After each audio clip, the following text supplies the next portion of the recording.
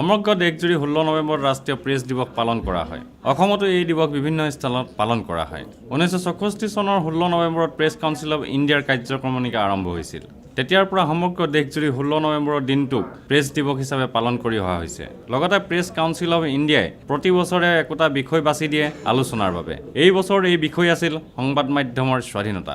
ৰাজ্য চৰকাৰৰ তথ্য আৰু জনসংযোগ বিভাগ, কৃষ্ণকান্ত সন্দিকৈ মুক্ত বিশ্ববিদ্যালয় আৰু ভূপেন হাজৰিকা স্কুল অৱ মাছ কমিউনিকেশ্যনৰ উদ্যোগত নেটফি হাউচত ৰাষ্ট্ৰীয় প্ৰেছ দিৱস পালন কৰা হয়। অনুষ্ঠানটোত প্ৰেছ কাউন্সিল অৱ ইণ্ডিয়াৰ এইবাৰৰ বিষয় সংবাদ মাধ্যমৰ স্বাধীনতা বিষয়ক এখন আলোচনা অনুষ্ঠিত হয়। এই আলোচনাত মুখ্য বক্তা হিচাপে বিশিষ্ট সাংবাদিক ধীৰেন্দ্ৰনাথ চক্ৰৱৰ্তীয়ে অংশগ্ৰহণ কৰে।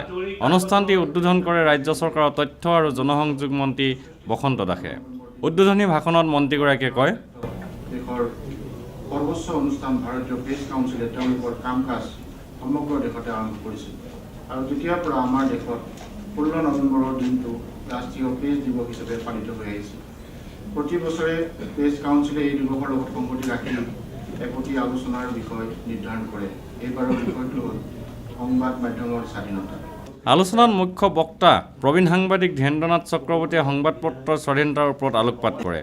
তেওঁ কয়, বিভিন্ন সময়ত বাতৰি কাকতৰ লগত যিসকল জড়িত পৰাধীন ভাৰতত তেওঁলোকে ভাৰতবৰ্ষৰ সুপ্ত নেতৃত্ব মানুহখিনিক জাগ্ৰত কৰিবৰ কাৰণে তেওঁলোকে সুদীৰ্ঘ কাল ধৰি সংগ্ৰাম কৰিলে।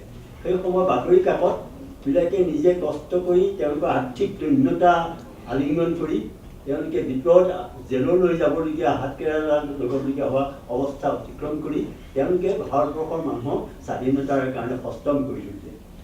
কেমেৰা পাৰ্চন সুশান্ত দাসৰ সৈতে অমৰদীপ গগৈ, চেণ্টিনেল নিউজ, গুৱাহাটী।